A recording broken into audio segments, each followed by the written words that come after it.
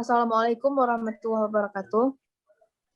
Waalaikumsalam warahmatullahi wabarakatuh. Baik, langsung saja kita mulai untuk presentasi kali ini. Kami dari kelompok 5 yang beranggotakan Furkan Rizky Ramadan, Raudatul Jannah, Angelin Marcella, Ophelia Yumanza, Amira Cantika, dan Galva Jauza akan mempresentasikan hasil kerja kami yang berjudul Fase Gerak Kromatografi Cair, Gas, dan Superkritik. Untuk yang pertama akan dijelaskan oleh Furkan Rizky Ramadan. Kepada Furkan Rizky Ramadan dipersilakan.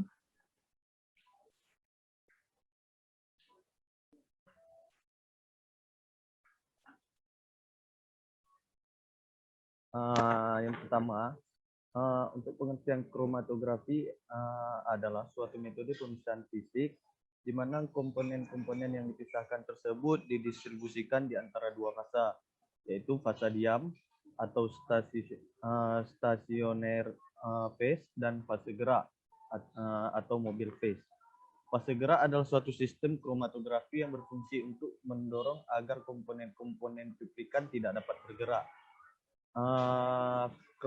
Kromatografi cair adalah salah satu teknik kromatografi analitik yang berguna untuk memisahkan ion atau molekul yang terlarut dalam suatu pelarut. Dan kromatografi gas merupakan salah satu teknik spektroskopi yang menggunakan prinsip pemisahan campuran berdasarkan perbedaan kecepatan migrasi komponen-komponen penyusunnya. Dan yang terakhir ada kromatografi superkritik. Kromatografi ini adalah salah satu bentuk kromatografi yang menggunakan cairan superkritis seperti karbon dioksida sebagai fase gerak, atau dengan kata lain bahan yang digunakan dapat berupa cairan atau gas yang digunakan dalam keadaan bahan yang digunakan dapat berupa cairan atau gas yang digunakan dalam keadaan di atas suhu kritis atau kritis tekanan di mana gas atau cairan dapat hidup berdampingan. Selanjutnya kromatografi gas.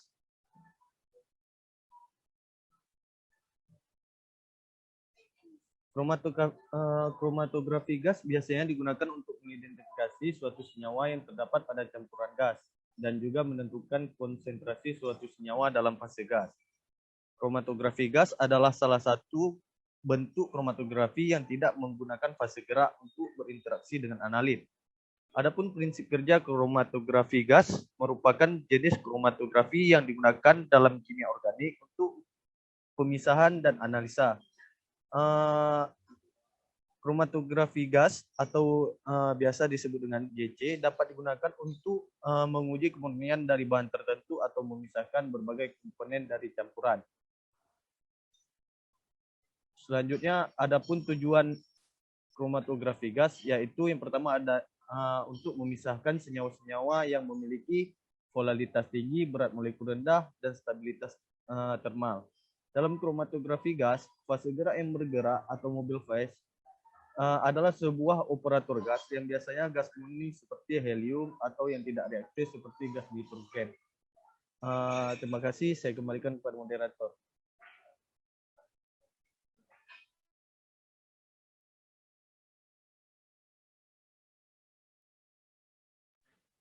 Baik, terima kasih Furkan. Untuk selanjutnya akan dijelaskan oleh Ophelia Yumanza. Kepada Ophelia dipersilakan. Baik, selanjutnya kita akan membahas yaitu komponen-komponen utama dari kromatografi gas. Nah, adapun komponen utama yang pertama pada fase gerak. Dalam kromatografi gas, fase gerak biasanya digunakan dalam 3 jenis. Yang pertama ada gas pembawa, bahan bakar gas, dan udara nol. Pada gas pembawa, dia diperlukan untuk transfer sampel yang disuntikan ke kolom pemisahan. Dan ini juga bertanggung jawab untuk transfer selanjutnya dari komponen yang terpisah ke detektor. Contoh umum dari gas pembawa itu ada nitrogen, helium, dan hidrogen. Contoh fase gerak yang kedua, itu ada bahan bakar gas. Yang bahan bakar gas, dia mendukung nyala api di detektor flame ionization detector seperti hidrogen. Dan yang ketiga yaitu udara nol. Udara nol adalah udara murni yang berperan sebagai oksidan untuk mendukung pembakaran nyala api di detektor. Sebelum dibawa ke sistem kromatografi gas, Ketiga gas pembawa ini dia dicampur dalam proporsi yang diinginkan. Komponen yang kedua yaitu ada sampel injektor, yang mana injektor adalah blok yang dipanaskan di mana sampel disuntikkan.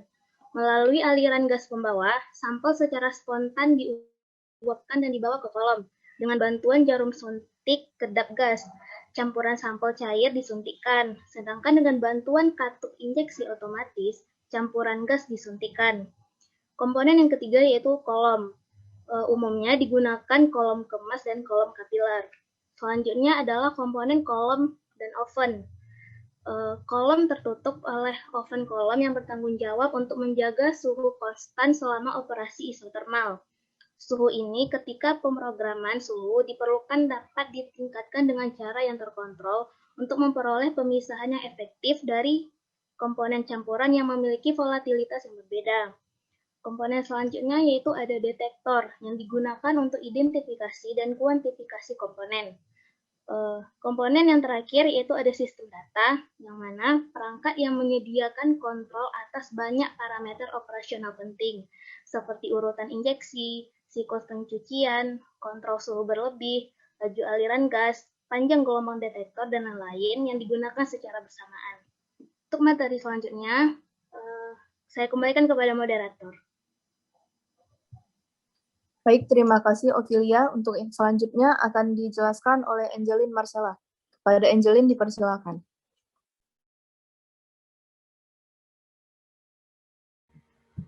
Selanjutnya, masalah utama dalam kromatografi gas. Adapun masalahnya yaitu kebocoran. Karena fase gerak adalah gas yang mengalir melalui sistem, sehingga kebocoran dapat terjadi.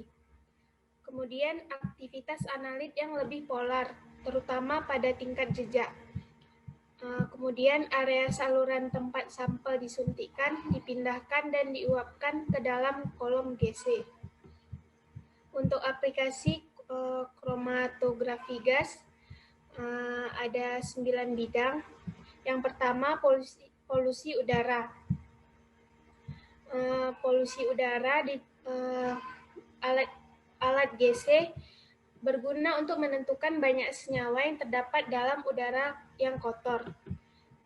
Alat ini dipakai untuk menentukan alkil-alkil timbal, hidrokarbon, aldehid, keton, dan beberapa oksida dari nitrogen dan lain-lain. Dalam bidang klinik, kromatografi gas dapat digunakan untuk menangani senyawa-senyawa dalam klinik seperti asam-asam amino, karbohidrat, CO dan O dalam darah, asam-asam lemak dan turunannya, trigliserida, plasma steroid, barbiturat, dan vitamin. Untuk bahan-bahan pelapis, digunakan untuk menganalisa polimer-polimer setelah dipirolisa. Untuk minyak atsiri digunakan untuk pengujian kualitas terhadap minyak permen, jeruk sitrat, dan lain-lain. Selanjutnya, untuk bahan makanan. Alat ini digunakan untuk mempelajari pemalsuan, pencampuran, kontaminasi, dan pembungkusan dengan plastik pada bahan makanan. Alat ini juga dapat digunakan untuk menguji jus, aspirin, kopi, dan lain-lain. Selanjutnya, bidang farmasi dan obat-obatan. Pada bidang farmasi digunakan dalam pengontrolan kualitas, analisa hasil-hasil baru dalam pengamatan metabolisme dalam zat-zat alir biologi. Selanjutnya, pada bidang kimia atau penelitian digunakan untuk menentukan lama reaksi pada pengujian kemurnian hasil. Selanjutnya, pada bidang forensik digunakan dalam menganalisis berbagai bahan-bahan kimia yang terkandung dalam bahan peledak pada investigasi lokasi ledakan bom berlangsung. Adapun bahan-bahannya yaitu seperti klorida, nitrit, sulfat, tiosianat, dan perklorat. Kemudian yang terakhir pada bidang lingkungan. Pada bidang lingkungan dapat digunakan untuk menganalisis sampel air. sehingga kualitas air dapat diketahui apakah mengandung logam-logam berbahaya atau tidak. Sekian dari saya kembalikan kepada moderator. Baik, terima kasih Angelin. Untuk selanjutnya kromatografi cair akan dijelaskan oleh Raudatul Jannah. Kepada Raudatul Jannah dipersilakan.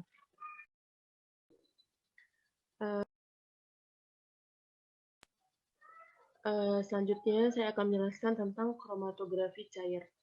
Kromatografi cair atau LC adalah teknik pemisahan di mana fase geraknya adalah cairan dan ion atau molekul sampel yang dilarutkan. Fase gerak akan melarutkan zat komponen campuran. Komponen yang mudah tertahan pada fase diam akan tertinggal, sedangkan yang mudah larut dalam fase gerak akan bergerak lebih cepat. Jenis-jenis kromatografi cair itu ada 4. Yang pertama, reverse phase chromatography, HPLC, size exclusion chromatography, dan supercritical fluid chromatography. HPLC adalah alat laboratorium yang bekerja dengan metode fisikokimia. Didasarkan pada teknik kromatografi, di mana fase geraknya berupa cairan dan fase diamnya bisa berupa memiliki bentuk padat atau cair. Fase gerak pada HPLC. Fase gerak atau eluen biasanya terdiri dari campuran pelarut yang dapat bercampur yang secara keseluruhan berperan dalam daya emisi dan resolusi, yang ditentukan oleh polaritas keseluruhan pelarut, polaritas fase diam, dan sifat komponen-komponen sampel. Ciri-ciri fase gerak pada HPLC itu yaitu kemurniannya tinggi, kestabilannya tinggi, kekentalannya rendah, dan juga dapat melarutkan sampel.